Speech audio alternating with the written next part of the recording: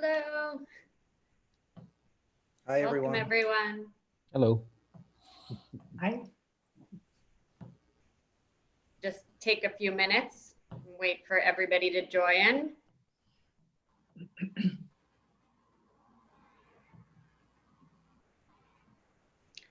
All right, so as people are joining, just wanted to welcome everybody. I'm Annie McCrae. I'm the Associate Artistic Director at Atlantic Theater Company.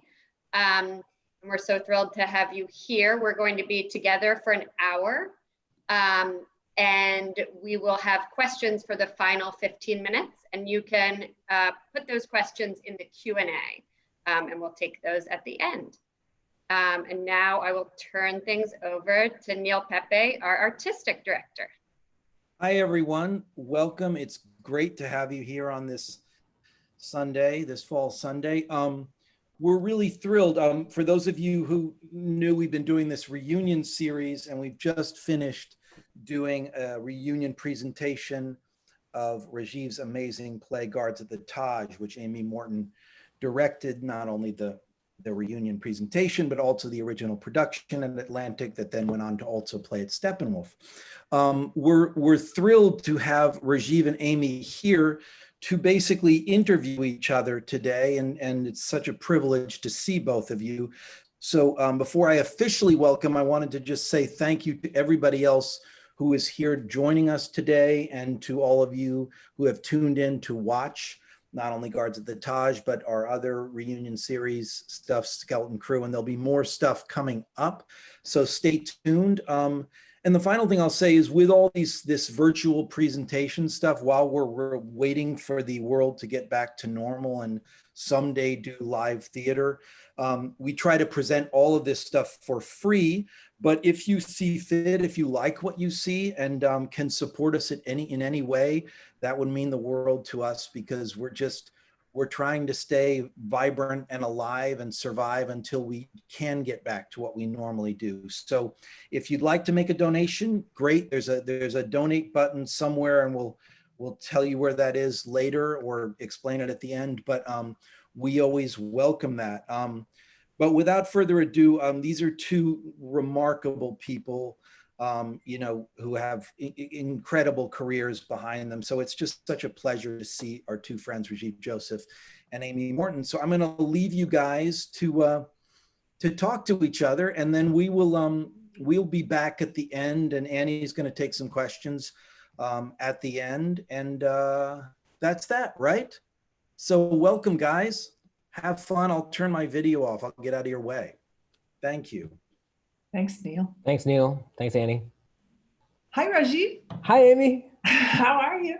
I'm great. It's good to see you. It's really good to see you too. So you're in Cleveland, is that right? Yeah, I'm in Cleveland right now, which is where I grew up and where I've been kind of mostly, since the pandemic started.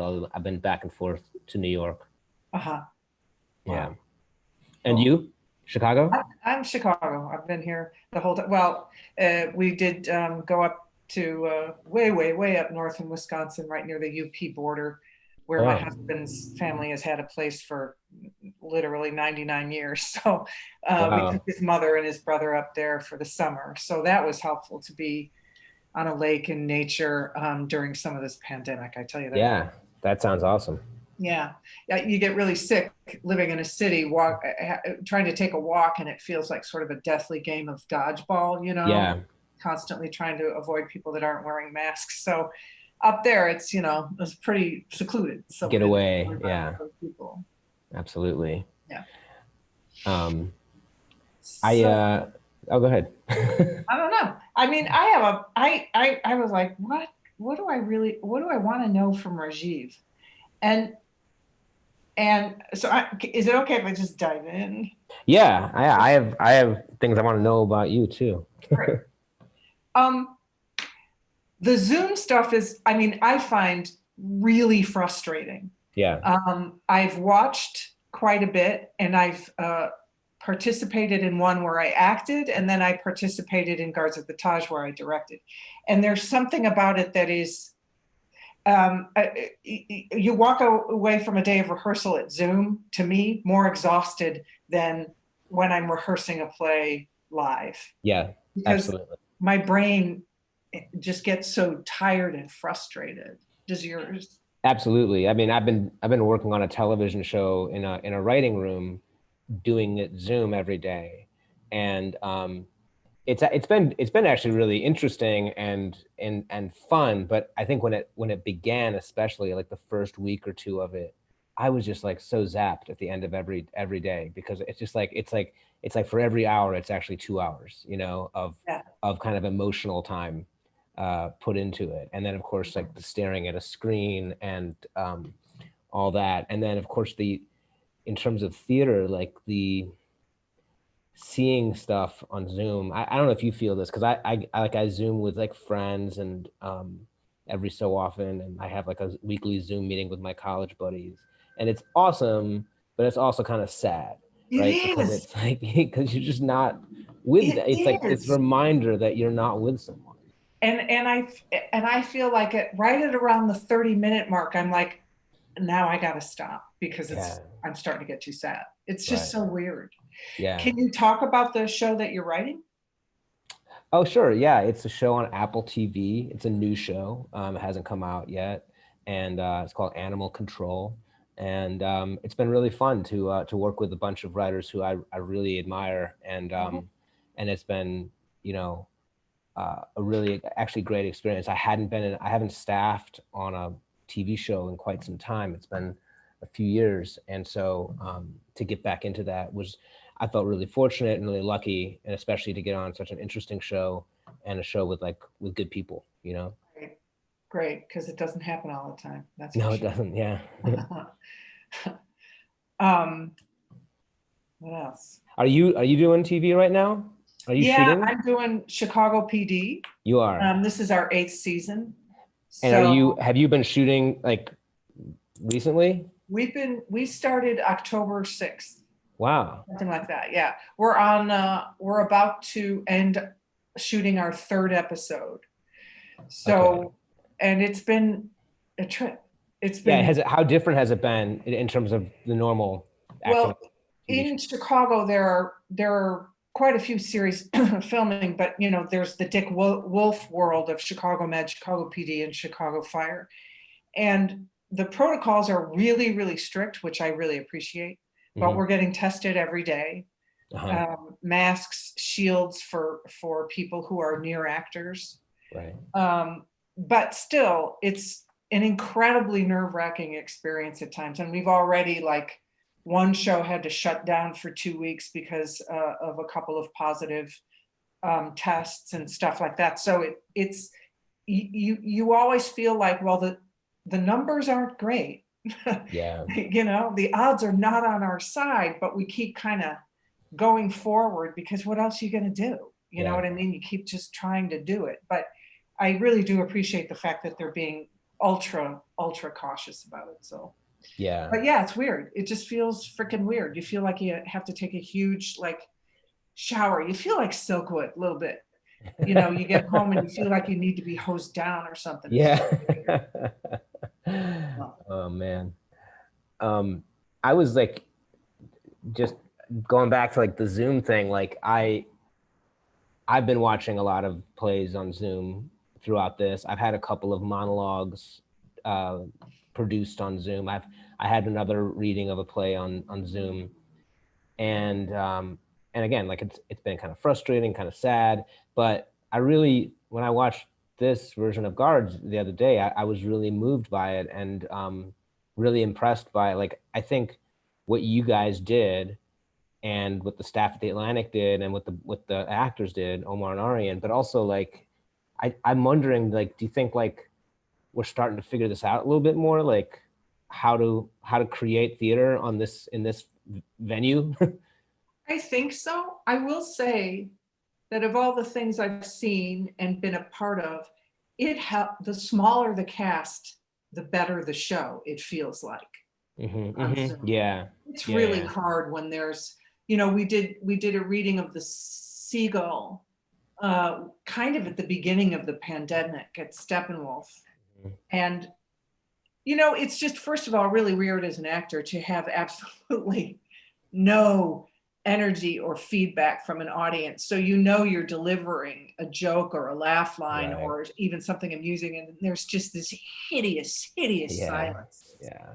And then there's this sort of like lag time at times, or people skip, and it always depends on somebody's access to the internet and how strong the internet is. So I find that, like with Taj, it was so much easier because it was just those two guys. Yeah. Plus the fact that this play is completely and utterly in their bones for the rest of their life. Right. Yeah. So it makes a difference. You know, we didn't really have to do a lot of rehearse on Zoom because they know this play far better than anybody, far better Yeah. than me. So it was. They've been working on it for like 7 years now. I mean, because Yeah.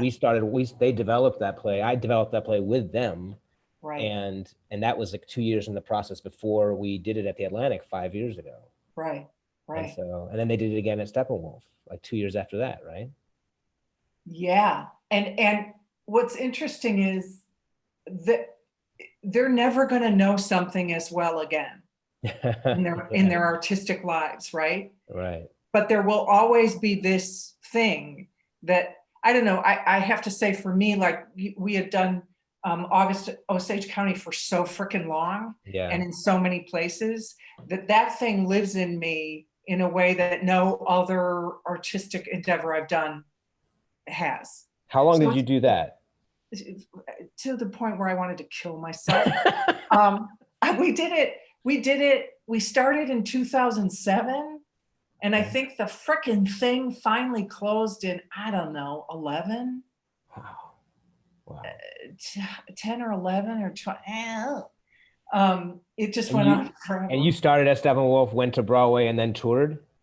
Or did it end up Broadway? No, I didn't do the American tour. I did Steppenwolf, Broadway, London, and Australia. Oh, wow. And I mean, it was fun. By the time we got to Australia, though, the last leg, I felt about as deep as a puddle. Mm-hmm. I felt like I just, plays have a shelf life for a reason. Right. You're not supposed to be doing something that long. I truly believe you're barely supposed to be married that long. I swear to God. So I have another question for you, which is, I have found that once we got into pandemic land, the priorities of life become very different incredibly quickly. It kind of like feels like everything shifts into, it's like almost watching a pinball game where everything is just kind of shifting in a matter of seconds. What you thought was important is no longer important. Mm-hmm. Something has just become much more important. I was going to say Trump, but I couldn't. I was going to say something just trumped something, but that word has kind of been ruined. But anyway, do you feel that way artistically? Like, do you feel different about what interested you to write about before and what interests you now? I did. I think I went through a period of really wondering about like a lot of things, like in so many different ways. Some kind of like artistic and soulful, and some kind of like practical. Like I was thinking about like for anything, for any story, is like, because I was wondering, like, are our lives forever demarcated by this pandemic, and are people always wearing masks from now on? And if so, do you have to write parts with people with masks on? I mean, like stupid shit like that. But then but then also like thinking, well, I don't know when theater's coming back, and do I need to start thinking about a new art form to start to focus on, and I thought about that for a while, and it's just like it's too bad for me. Like the one thing that I think I do best is write plays, and then everything else kind of falls off from there, and I do TV and I do film, but those aren't really my strengths, and so I was like, okay, well, I just got to keep writing plays. And then recently I don't know, for some reason I'm a little more optimistic today. I don't know why. But there's different sorts of lights at the end of the tunnel, and they're not a train coming at us. Right. I think, you know. Right, And exactly. so I am I'm a little refreshed, I think. I mean, as we go into this winter, I think this winter will be mildly shitty and or maybe profoundly shitty, but I don't think it has. I mean, and I meaning like I don't think my focuses or what interests me have changed. But I'm so hungry for it. I'm so hungry to get back into a room with people Yeah. that you know, I don't care what it is. And I happen to have like this, as the pandemic happened, I happen to have kind of 4 plays that were either about to be produced or going into like serious place of development. And so it's not even like I've had to begin any kind of new project. I've been working on those projects. One of them is for Steppenwolf, of course. Right. My play King James was supposed to premiere there in April and then go to LA. And, you know, in some ways it's been kind of a boon. I've been able to work on that in a deeper way and get it in, I think, better shape than it would have been. That's good. Yeah. You know, there's one positive to come out of it. Yeah, it's well, humbling. I don't know if humbling is the right word. Devastatingly humbling Yeah. to know to our industry. I mean, it's just I don't even know how to talk about it. You know, especially like with us, we're both members of Steppenwolf, and to know that, you know, there's 50 odd of us, the majority of which are not working, and then a staff that has been decimated, and a brand new building that is sitting there waiting for production. And it's just I don't know. I think I froze there, Amy. You I'm did, sorry, you I didn't did. hear you. That's all right. I said to know that as a staff and we've been sort of gutted. We're down to Yeah. the skeleton crew, and that we have a brand new building that's just sitting there waiting. Right. It's just, it's heartbreaking. And at the same time, I go, you know, my mother begged me to be a nurse, begged me, because she was like, you'll always have work. And there is a huge part of me that was like, that feels like I should have learned something that's more useful than fucking acting and directing. You know what I mean? Anyway, you know, I ramble on. Yeah, well, I mean, it's that that's this, you know, it's like what are we supposed to do now? You know, it's like we just got to continue trying to figure out ways to do it. That's why it was interesting to me to watch this version of Guards, because it was something that I found emotionally fulfilling, you know, even though it's clearly not as good as the actual play, and there's a lot missing that we would have had, but like you know, I think what anyone looks for in these things is like the thing about theater for me is always like, when you see a great play, there's nothing else like it. You know, Right. it's not something that can be recreated by video, by TV or film. You know, there's something particularly special about being in a room with people, and all the aspects of that, all the magic of it is what makes it a particularly dangerous endeavor right now. You know, Right. along with like going to church and being on the subway. You know, it's like Yeah. the most dangerous things you can do, and that makes it probably the last piece in the puzzle of coming out of this. Like, Yeah. other people are going to go back to work well before us. And yeah, I don't know. I mean, it's I think we're both lucky that we have these other Oh my God. you know, I feel other so ways of incredibly working. fortunate. Yeah. Just lucky beyond belief. Right. So is there something that like you what's your comfort? What has been your comfort during this? I mean, I will tell you that I'm sure I've gained 20 pounds. So there you go. There's my comfort. Yeah. I'm pretty sure it's about 20. What Yeah. about yours? Close, pretty much the same. Yeah. I've been lucky enough. So like, I have this apartment in Cleveland that is in the same building as my parents' apartment. Oh, great. Yeah, and so I'm here, and so my comfort is like every night at 7, I go up there for happy hour, and that's like a little ritual that we have, and then we have dinner together usually, and it's really nice, and so that's been and that's related to yours, I think also. Well, it's like it's not as there's definitely some poundage that has resulted. Absolutely, I get it. Totally Yeah. get it. And I guess walking, like like you said, like being able, like in Chicago and New York, like walking is a stressful thing, or has been, I think.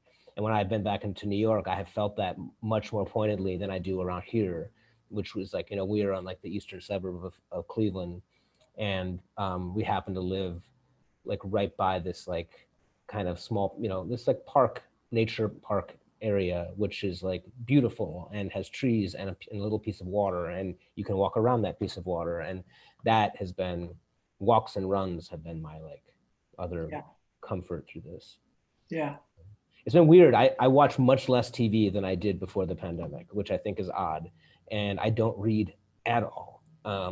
It's like, well, I read, but I can no longer read anything super intelligent. Right. Okay. Yeah. Yeah. You read. My like, attention span is like right now I'm reading mysteries that I swear to God are just 2 inches younger than Murder, She Wrote. It's like, okay, I can follow the old people trying to solve a crime, but that's right. Yeah. I know we need those things. If I do watch TV, I'm like watching stuff I've seen before, because I know it. Like there's no stress and like, going into something new. Yeah, it's like a new relationship. Yeah. You're just not up for it right now. Exactly. Yeah, exactly. Crazy. Are you going to be in Chicago through the winter? Yeah. Oh yeah, you're working now. So yeah. So that's, of course. That's great. They've kind of adapted the schedule. So we have a shorter Christmas break, trying to get in as many episodes as possible, because it's not going to be a full season. So, they're just trying to get in as many as possible. So we have a shorter Christmas and blah, blah. So most everybody's going to be staying here, I think. Yeah. So, yeah. But I have been able to get a new roof, do all the house things that we've been putting off. So, yeah. And so do you want to talk at all about the plays you've been working on, or are you keeping that close to the vest? No, I can talk a little bit about it. I mean, the one that, was canceled was King James, which was going to be at Steppenwolf and then go to LA. And that's a 2-person play, like Guards. I think I've really gravitated to two-handers. That I've written 4 of them now. And wow. Yeah, and they're just, I think they're really fun, and in this case, like they're actually, like as you said, they're kind of well suited for Zoom. Highly producible, yeah. Yeah.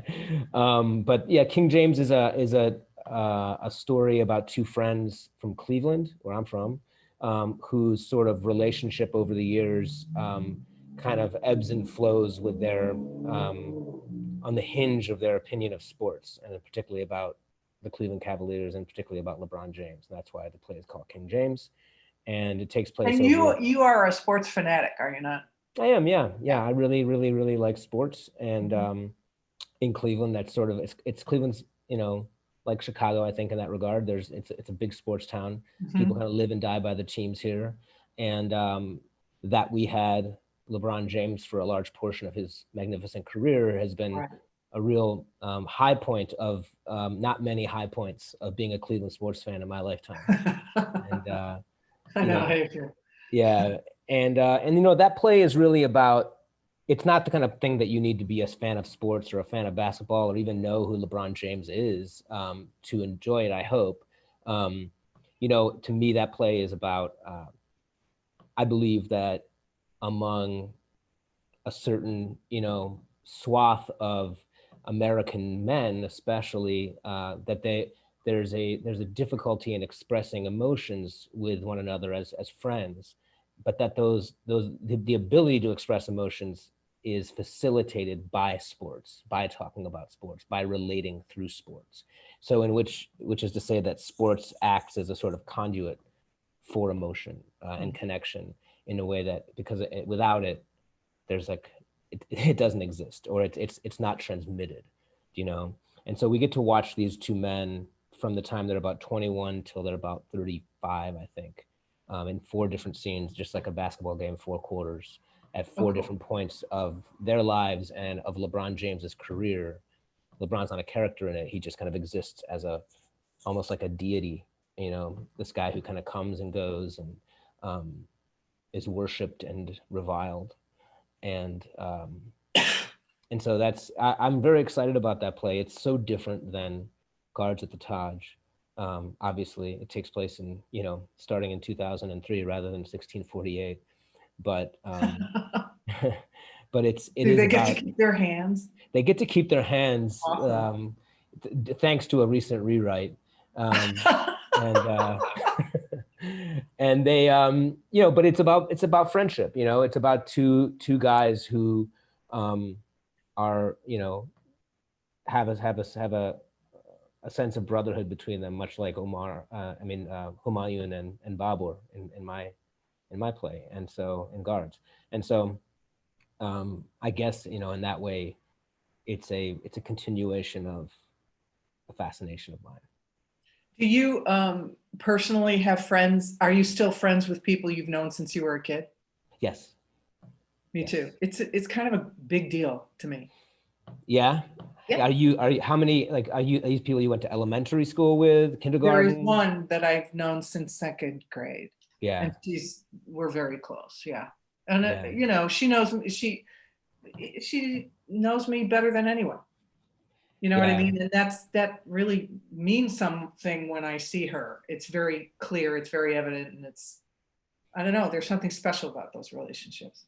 There is, and a friend of mine from 1st grade recently put on Facebook our 1st grade class picture. Uh-huh. And I could name every single person in that class. Absolutely, and I haven't seen right? most of them, in 40 some years. But if when I go to when I go back to the Atlantic, I can't remember people's names, and I know people that I saw them there last year, but I'm so bad with names and faces now. It feels like I'm just gotten old or something, but I'm terrible with it. And I look back on those pictures, 1st, 2nd, 3rd grade, I'm just there's that, that. And it's there's a part of your brain that remains intact, and it's weirdly wild. And it's it's burnished in there. Yeah. And I'm right with you there. I can't remember the recognizing of people's faces and then putting them with a name is just, it's no longer, I'm not capable of it. I know. Terrible. I feel like such an asshole, but there you are. It's crazy. What are you gonna do? The piece that, because of Steppenwolf, because they asked all the writers who had plays that were supposed to be done this season to contribute to an online series that they're going to be releasing upcoming. And the piece that I wrote is about a memory I have from the 1st grade. And wow. And it's the first time I've ever done that. Most of my plays, very few of them have any kind of autobiographical material in them, but this was one of the first times I actually kind of went for it wholesale and really remembered this kind of semi-humorous, semi-traumatic experience in the 1st grade. And so that's my piece for Steppenwolf's series that'll be coming out in January. It's called Red Folder. Yeah, I can't wait. I can't wait to see that. Really can't wait to see it. And I think we have fun. Who else do we have writing for us? Oh, Maya Chong. Mm-hmm. Danetta, Lavinia Grays. Yeah, it's a crackerjack assemblage of writers that I think that are doing some really interesting stuff. I can't wait to start watching them. I think they start coming out this month. Yeah. The crew, those that are left at Steppenwolf, in the staff, and all the department heads are really, really excited about the upcoming season. So that's pretty cool. Yeah. What else you got going on, Rajiv? You know, just like enjoying this beautiful fall in Cleveland that has been punctuated by the delightful news yesterday of our new president. Yeah. I happened to be walking with a friend of mine, not with a friend, I was on the phone with a friend of mine in Brooklyn, and I heard the horns honking outside on her end.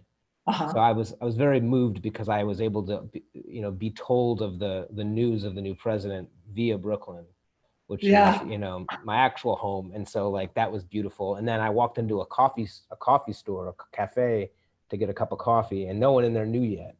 So I informed the people there, and that was, cool. That was fun. Yeah, that was very fun. cool. Yeah, I went outside and walked. I'm about a block away from a very busy street here in Chicago, and it was like really fun. It was like a parade. It was, all the cars just honking and flags coming out. And it was really something. It was quite cool. I was going to ask you something, because I don't think I ever got to talk to you about, or at length about doing guards in Chicago, like 2 years after you guys did it at the Atlantic. Like we had this wonderful production at the Atlantic, and then like 2 years go by, and then we did it like the same exact crew, like same actors, you directed, same designers, same costumes, and on a very similar size stage. But what was that experience like for you and you guys? Like I wasn't part of it at all. I was never there until opening night, and I thought it was just terrific. And I saw like there were new things that you guys had found that we didn't have in New York, and I just wondered about what that process was like. It was so much fun. Like it was so much fun because the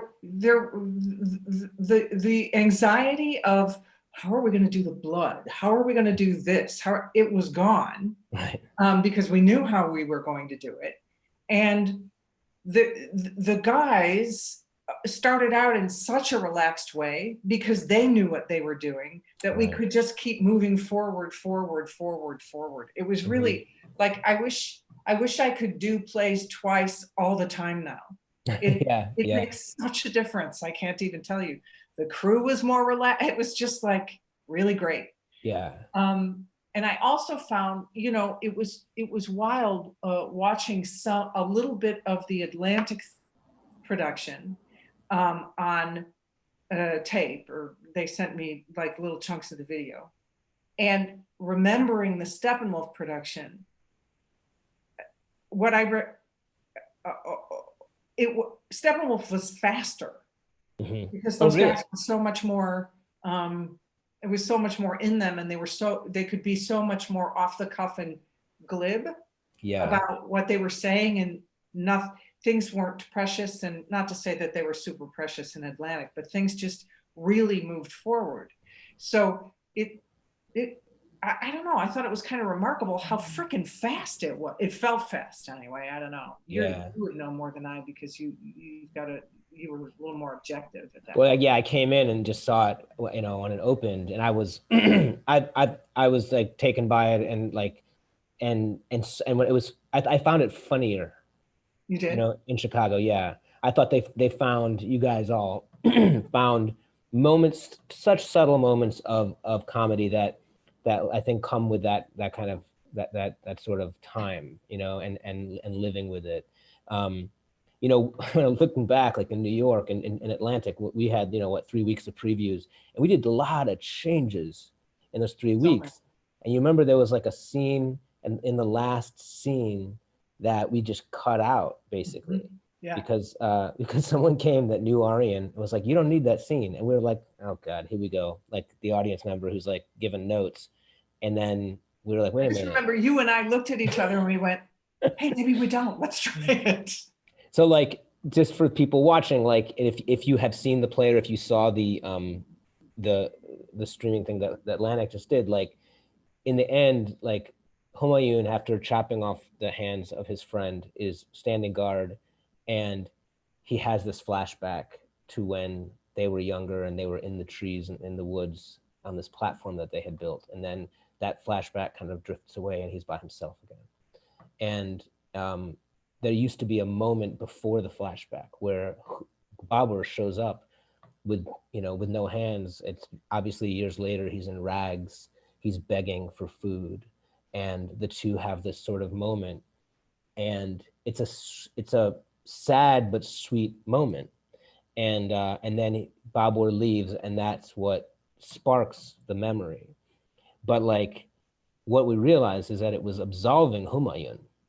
It was stepping away from the tragedy of the play. And actually, in like the next couple of productions, American productions of this play, just out of like, just because I wanted to like help the directors for those two productions, I shared this scene with them, and they were both like, "We got to put it back in." Really? Yeah, both of them. Wow. Like, please let us put it back in. And I'm like, no. It's like, the play is a tragedy. I think that there's like, people don't want tragedies, like they want to feel a little bit better about things at the end of the day. And I do too, but like, once we figured out that we had to take it out, there's no putting it back in. No. I remember we were like, the curtain came down and we were both kind of like, oh my God, that totally works. Yeah. And so I mean, I'm happy that I'm happy that woman came that night and spelled it out for us. Very happy.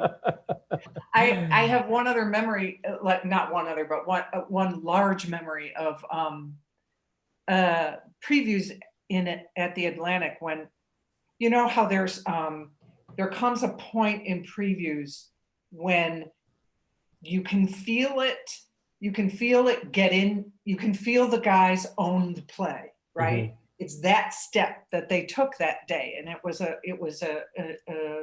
matinee, and I'm so moved by what they're doing. It's like one of the most amazing performances I'd ever seen.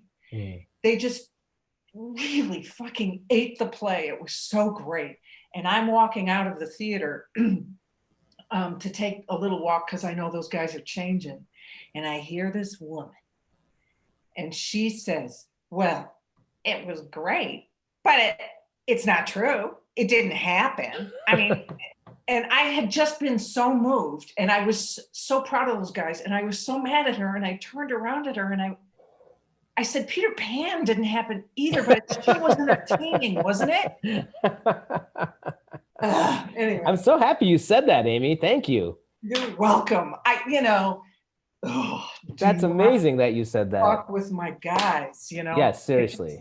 It was such an amazing performance that I was like, you're an idiot. I have to tell you something.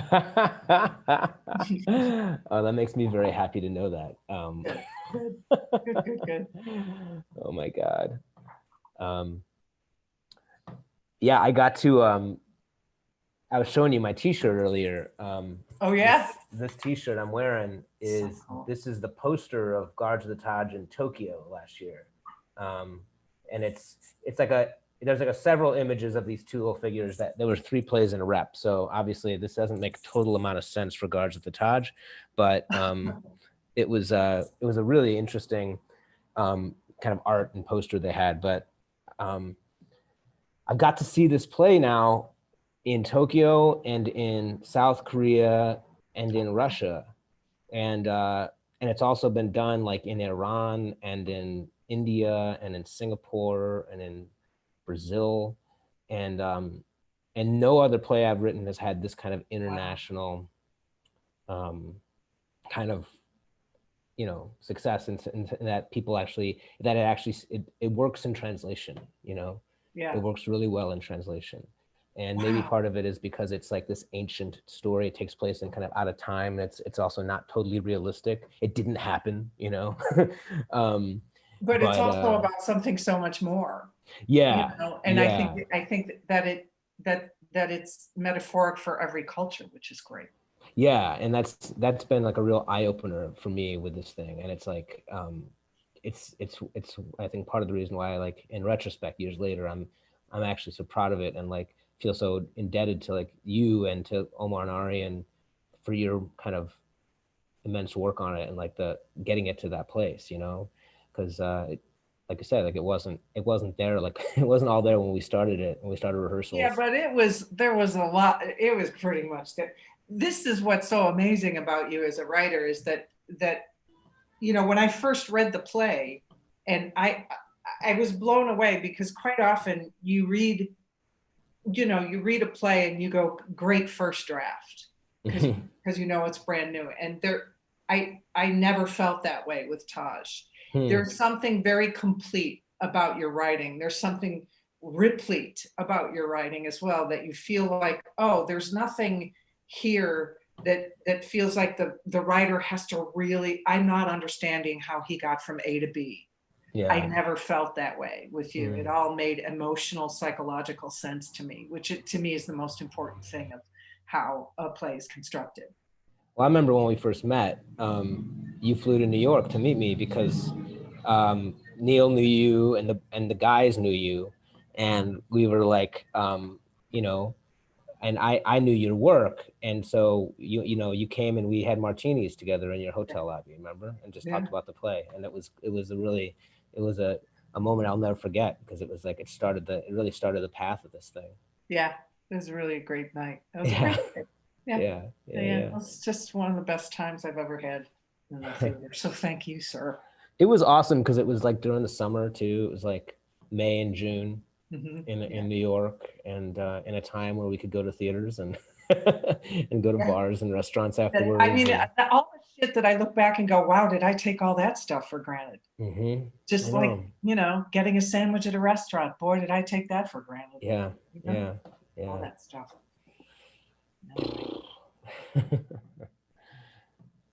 I want to take some questions from the audience. Do you feel ready for that? Sure. I don't want to cut you off if you have more chatting, but we have so many. Is that good? That sounds great. Please, good. Yeah. There are lots of fans who are curious. So the first one is for Rajiv. What was your inspiration for writing Guards of the Taj? And have you ever been to Agra? Yes. My inspiration came from going to Agra. I've been to Agra actually 3 times in my life. The first time was when I was 10, which was my first time in India. And that's where the seed was planted, I think. We went there, I was 10, and my aunt, who I was with, told me a lot of the legends and mythologies associated with the Taj, which included the hands being cut off, which included, you know, Mumtaz Mahal. It was built for the emperor's wife. This kind of this symbol of love, eternal love. Also, there was other details that she told me that I tried to get into this play, which was like, one of them is that, you know, when India and Pakistan were at war, I think in the 1970s, they had to hide the Taj because it could be used as a beacon to find Delhi. And so they they draped a giant cloak, a black cloak over it. And they did it by men running with it and like billowing it over the Taj. And this story is in Babur's dream. And it was why I made Babur like this fanciful inventor of inventions that would come to be, like aeroplanes, aeroplats. And because I wanted to include those stories too. But yeah, so it started there, and I went back to Agra when I was like 23, and then I went back when I was like 40 or so with Ari and Omar. The 3 of us got a grant to go to India together. This is before it was done at the Atlantic, and we were able to travel there together, and that was pretty spectacular. Awesome, thank you. So what has it been like for the 2 of you to have Guards at the Taj be playing over the course of the last few historic days? And in a connected question, how do you feel the deeper themes of Guards at the Taj resonate today? We were talking about this before we started recording, and I said to Rajiv and Neil and Annie and Claire that I'm so glad that today is, there was that possibility of, oh, is this going to play with when a decision hasn't been made? Is it going to play with a different decision? And I'm fascinated by how we receive something depending on how we're doing, how we're feeling. And I was like, either way, Taj is open for some intense interpretation, but can be colored so easily by your feelings about what's happening in the world. And one of my questions that I was going to ask you, Rajiv, earlier, which I felt I didn't need to, was the subject of the death of beauty in the play. My question was going to be, do you feel that art is very fragile at this moment? And I didn't ask it because to me, it doesn't feel that fragile anymore. So anyway, roundabout way of sort of answering that question. I think I'm just so proud that it's happening now, that people are seeing it now. Yeah, I wrote it, and it was produced in New York during, before Trump went into office, before he was even a specter on our collective radars, and so right before the 2016 election, I went with the Lark Play Development Center to Russia, and was engaged in a sort of translation program with a few other playwrights, and they were translating Guards of the Taj, and they did this, amazing staged reading of it in front of about 400 people there. And when they do a staged reading in Moscow, it's not like it was basically memorized. There was beautiful lighting, there was sound. It felt very, very much like a production. And when you see your plays produced in a foreign language that you don't understand, it's so surreal, because you feel like you're watching a dream, because you understand every word, but you don't understand any word. Wow. And there was a particular moment in that reading where Babur says, "Fuck the king, beauty shall live. Fuck the king, beauty shall live." He chants it. And when that happened in Moscow, there was like a surge of applause, and it like made the hairs on the back of my neck stand up. And I thought maybe I'd be arrested. And Wow. and there was clearly a connection being made between those words in that moment to this audience that had never happened in New York, and never had happened in London when we did it there, or in LA or DC, all the previous productions. And so I was really, in that moment, I was like, wow, I didn't anticipate that. And then, watching it the other night, I watched it on Thursday night, knowing what I knew from that experience, those words took on different meaning for me. And I think that's the cool thing about, plays, is that they can mean something, and, depending on whatever situation you're in, their meaning changes. Great, thank you. Amy, we have a question about how the magical video projections worked for the reading, how that was done. Annie, you're going to be able to actually answer that better than I am. Annie hired this genius named Andy, and we knew we wanted some. I have to say, originally I was like, well, we're just going to read the play and I'll read the stage directions, because we don't want to get bogged down with any blah blah blah blah blah. And so we read it, and I'm like, uh-oh. You very quickly realize Zoom needs some zoom. Zoom needs a little extra oomph and some help, because otherwise it feels super flat. So Annie and Neil were great about, look, there's this guy that can do some really amazing stuff without it being intrusive or going plotty through your play. So I was like, great. And when I saw those, we had given him all our work, the sound and the guys and the stage direction. So they kind of had a sort of finished product to work on.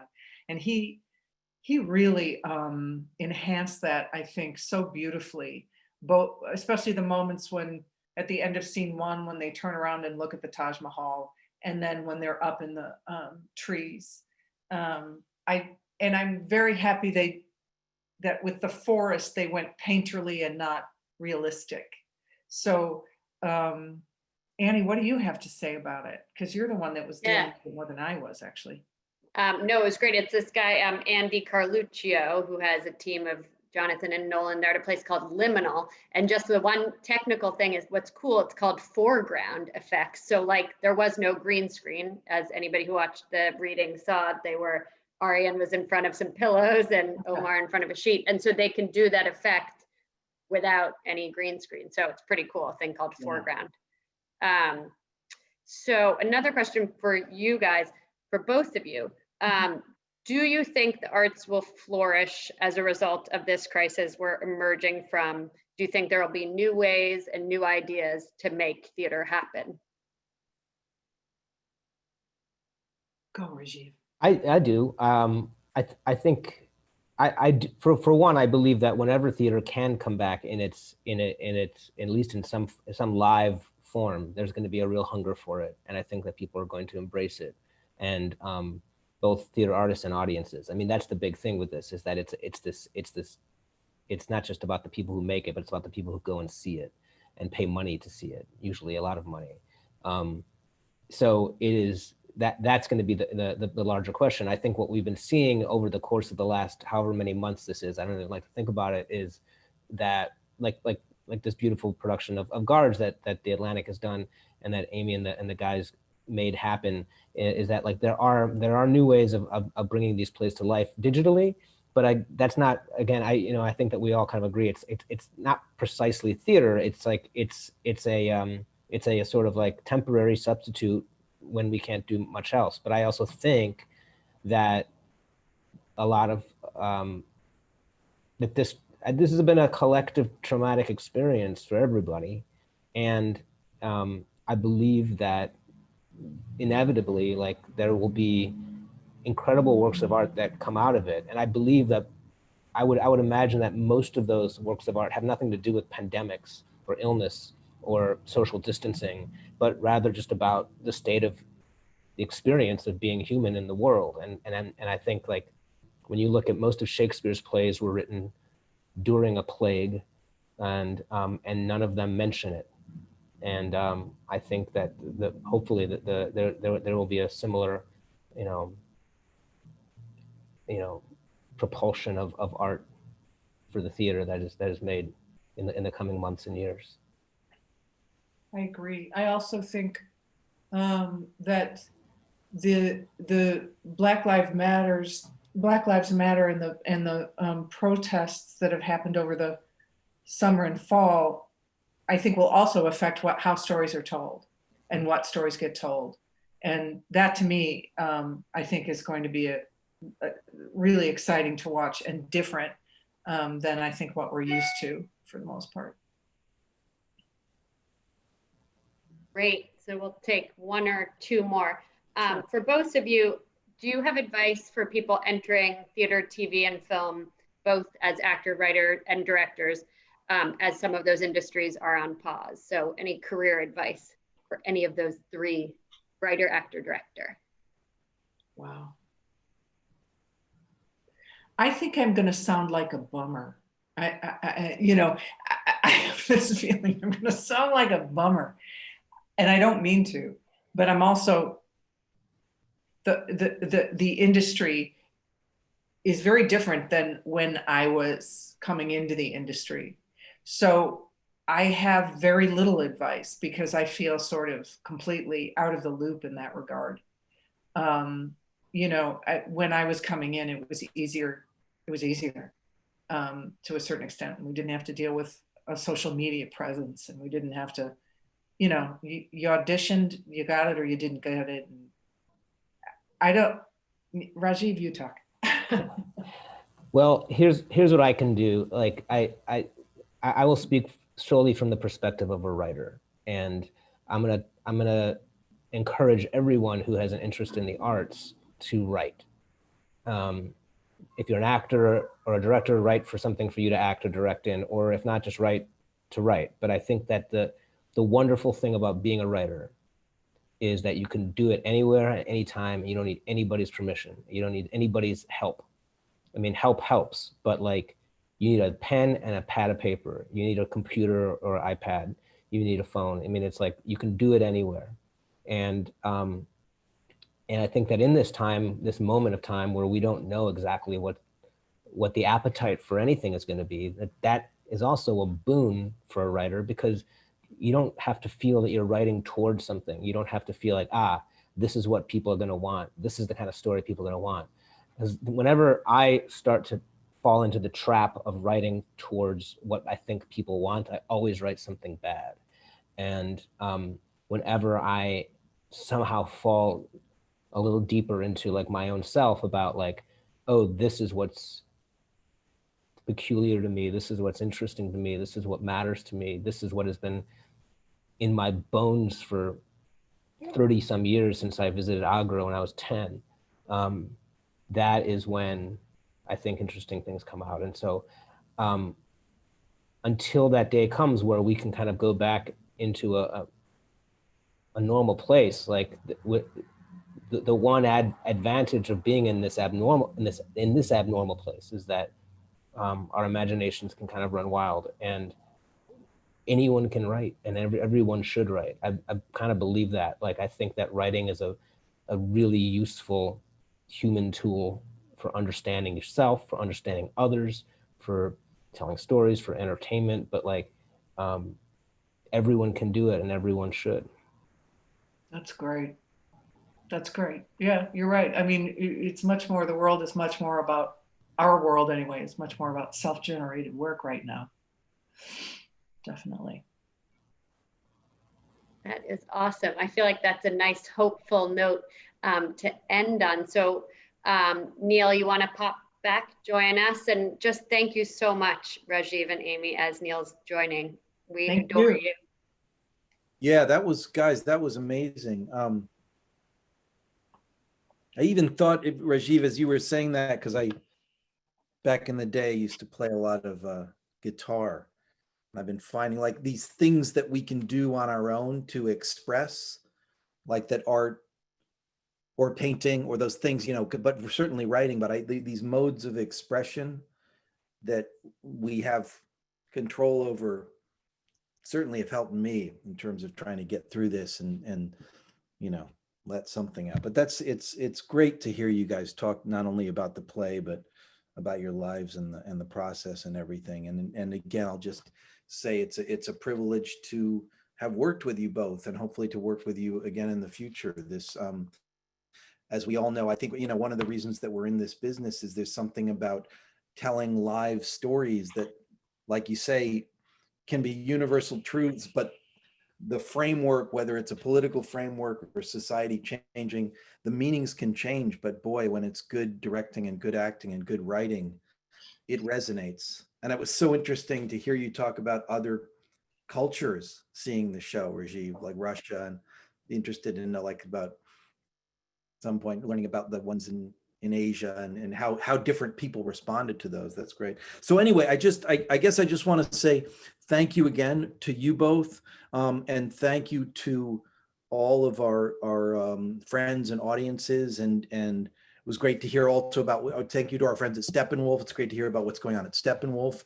Have long history of friends with so many people there, and so yeah, and I would encourage everybody, just because all of us as artists and as artistic institutions, we're trying to thrive and survive until we get back. So I would say the same thing about Steppenwolf. If you can support the arts, support Atlantic, support Steppenwolf, it's we would be grateful to all of you to do that. So I think that's it. Thank you so much. And Annie, is there anything else we need to do before we sign off with everybody? I think you covered it all. So yeah, you're good. All right. Well, Thank you so thanks, much. guys. And Thank yeah, you. here Thank we you, go. Neil. Thank you, Yeah. Annie. Thank you, Claire. Thank you Thank all. Yeah. Take care. Okay, bye-bye. Bye. All right. Bye-bye, everyone.